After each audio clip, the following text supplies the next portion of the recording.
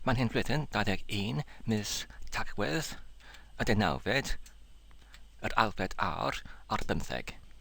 Siamai, dwi'n gobeithio ydych chi'n iawn ac yn cadw'n saf. Yn y fideo hwn, dwi'n eisiau i dechrau rhestr chwarae ar gyfer cyfres o fideoedd newydd. Mae'r enw yr rhestr chwarae hwn yn galw memolog, ac yn pob un fideo fi'n yn amcanu i canolbwyntio yn unig ar un pwnc. Yn gobeithio, byddai hynny yn cadw yr meistr o bob un fideo yn byrach. Dwi'n dal yn archwilio yn y fformat hwn o gyfathrebu ar y cyfrwng ar y sianel YouTube, ac dwi'n yn darganfod yn diweddaraf efallai ar gyfer y gwyliau ar y YouTube mae'n fwy cyfleus i wneud fideoedd sydd yn byr ac yn cryno. Beth bynnag, mae'n cyfle gwych i ymarfer yr iaith. Yn y fideo hwn, dwi'n eisiau i trafod am y pwnc sut i ddysgu Salmau ar eich cof.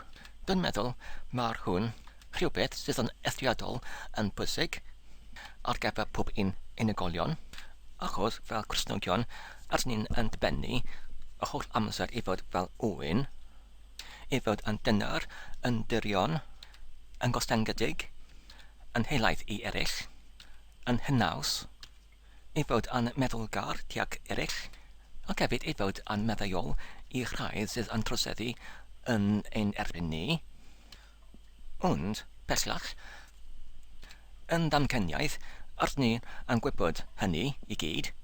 Mae'n dyletswydd i ni i dilyn y llwybr sydd yn heddychlon, diolchgar, ac yn sanctaidd lan i gadw eu hunain yr holl amser gyda phellter oddi wrth y greadigaeth y byd. Ond, wedi dweud hynny, mae'r y byd yn satanaidd, yn enwedig yn y gymdeithas cyfoes. Mae'n tebyg mae'r anffyddwriaeth, yr gwyddoniaeth wedi bod y cyffrediniaeth. Felly, dyna'r y cwestiwn hollbwysig yn codi. Yn y byd llawn llygadigaeth satanaidd yma, sut y gallant ni cadw eu hunain fel ywyn dyniwyd, fel wesion yr adwydd, i fod yn sanctaidd lan, i fod yn gostongedig tuag at ein cymdogion, i fod yn maddeuol tuag at ein trosedwyr. Wel, dwi'n meddwl mae'r ateb yn yr un gar, sef y gar gair. Pan ydyn ni'n yn darllen cyntaf pennod o'r Efengil Saint Ioan, dyna'r yr ystyr o'r pennod hwn yma. Sef, mae'r gair oddi wrth yr ysgyrthau yn holl sanctaidd, achos mae'n cynnwys yr ysbryd lan. Pan ydyn ni'n yn darllen y Beibl, ydyn ni'n yn derbyn yr ysbryd lan, a dyna'r y peth sydd yn galluogi ni i fod yn llwyddiannus fel disgyblion yr adwydd. Os ydyn ni'n eisiau i fod yn llwyddiannus fel dilynwyr yr adwydd, dilynwyr a llwybr Cristnogol, dim byd arall mae'n angen rhaid i ni i dysgu yr ysgrythau, sef i darllen y Beibl pob dydd, am leiaf un bennod y dydd, yn ddelweddol 2 neu 3 neu 4 neu mwy, nid yn unig i darllen y Beibl, ond hefyd i weddio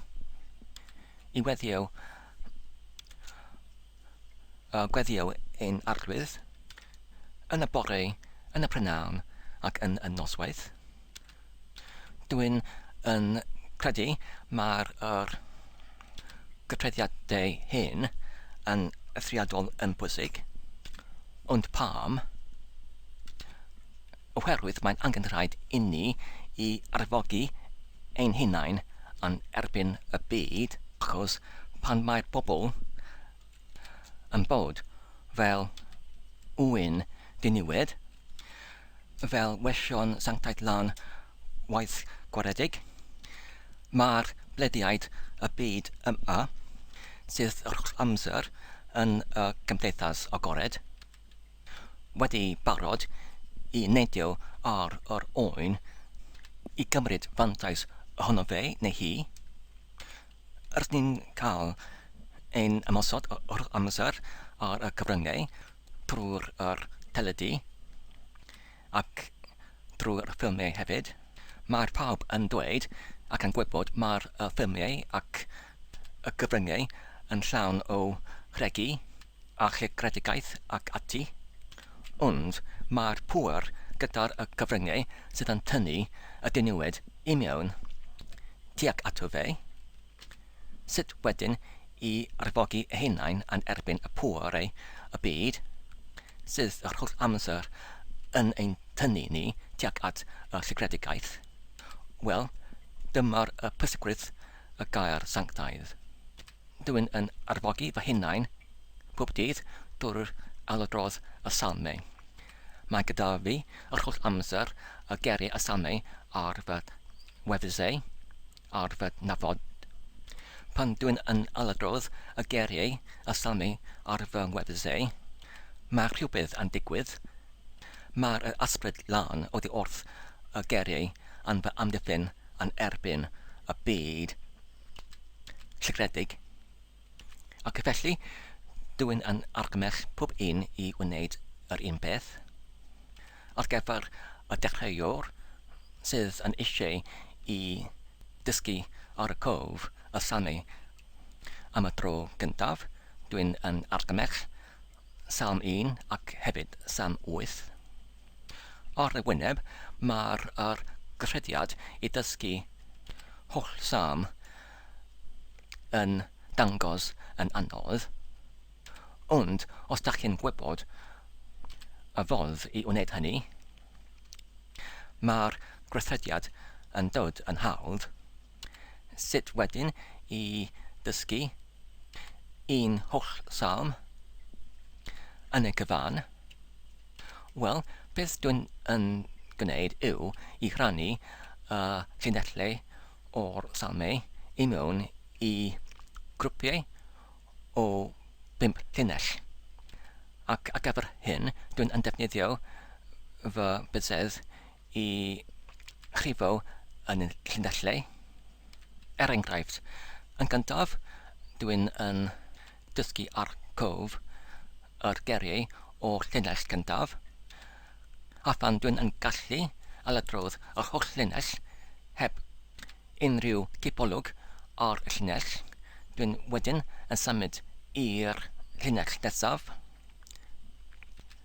Yn arferol, mae'n angen i mi i aladrodd ar un llinell llawer o weithiau.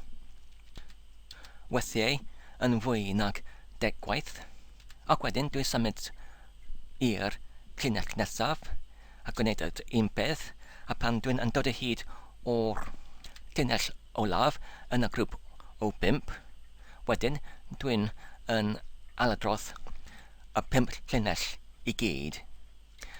A phan dwi'n yn gallu gwneud hynny heb unrhyw gipolwg ar y llinellau, dwi'n wedi yn symud ymlaen i'r grŵp nesaf o'r 5 llinell. A wedyn, trwy gwneud hynny, pan ydw i'n wedi cwblhau yr holl grwpiau o 5 llinell, dwi'n wedyn angen i aladrodd yr holl Salm, a phan dwi'n yn gallu aladrodd yr holl Salm heb unrhyw gipolwg ar y Salm, wedyn dwi'n wedi dysgu ar gof yr holl Salm. Felly, drwy hynny, dwi'n yn gallu dysgu ar gof pob un Salm.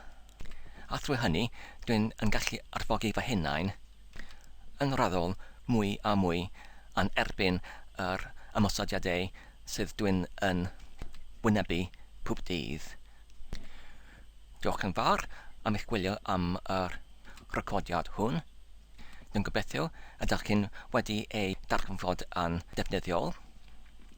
Tan y tro nesaf, cadwch saff ac yn iawn, a hwyl fawr.